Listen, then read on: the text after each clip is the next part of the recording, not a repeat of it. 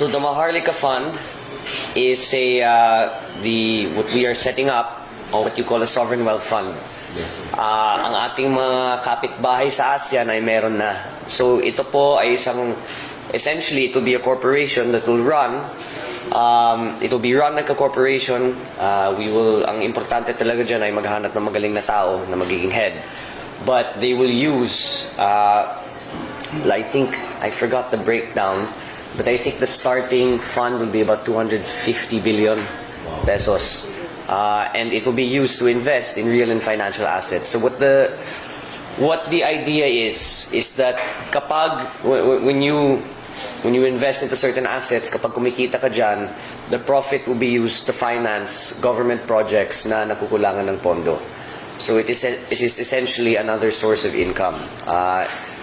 Now, usually or at sometimes, sovereign wealth funds, they will put their investments in infra projects abroad or other projects in other countries. Dun sila kumikita. What will happen, I think, for this is inward investment lang. So lahat ng kita ng sovereign wealth fund gagamitin for the infra projects of this administration and the other programs that need funding.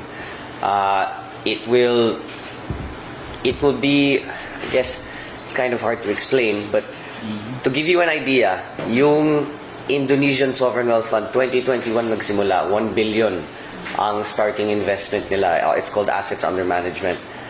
They are now, I think, at 24. So $23 billion ang kita nila in what, a year and a half.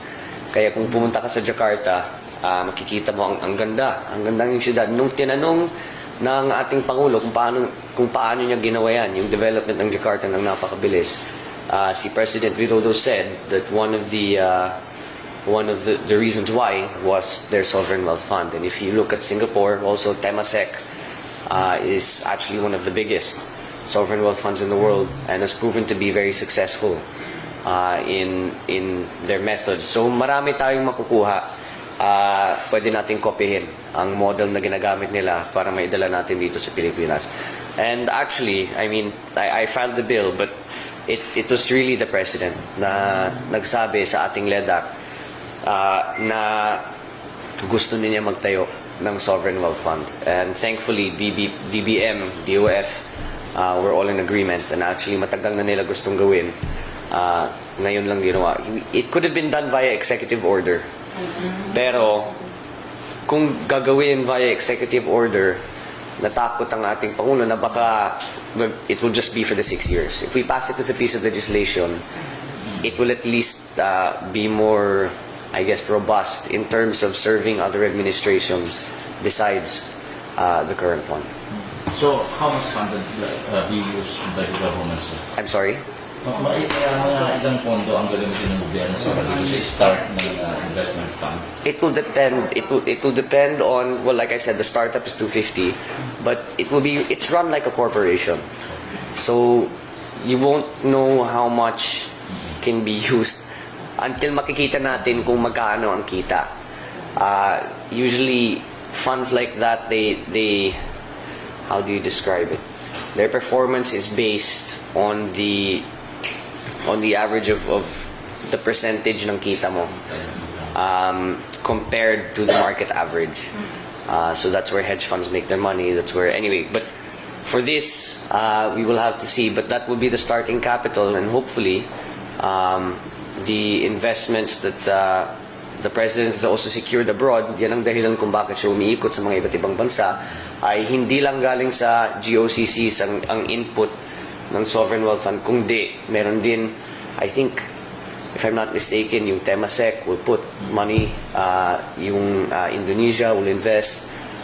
So maraming investments na makakarating, doon natin gagamitin para mas lalaki talaga ang kita ng gobyerno, mas lalaki talaga ang kita ng Sovereign Wealth Fund para maigagamit natin for the development. And the hope is that we will accelerate the development of our country and accelerate the funding of our priority programs. Because 6 years is, admittedly, not a long time. So we need to try different things to make sure that ang ating mga kababayan ay makikita nila ang progreso talaga ng ating bansa. Sir, follow up lang sa Maharlika.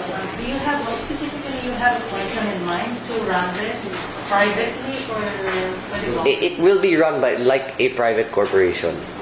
It's if you look at if you look at the different funds, it's really run like a company. In terms of a name, meron, pero I'm not at liberty to say. I don't want to preempt the president. Tignan natin kung papayag o hindi. Bakit Maharlika po yung pangalan? I don't know. I didn't. What's the inspiration I didn't. behind? Baka meron. That's you're gonna have to ask the president. Wala akong. I like it personally. Why Maharlika? I guess it was a ode to my lolo, I guess, but I don't know. That's just an educated guess. Hindi ko alam kung ano talaga yung thought behind that. But I think we shouldn't look too much into the name. I mean, it's really the function of the fund that will prove useful to our kababayan.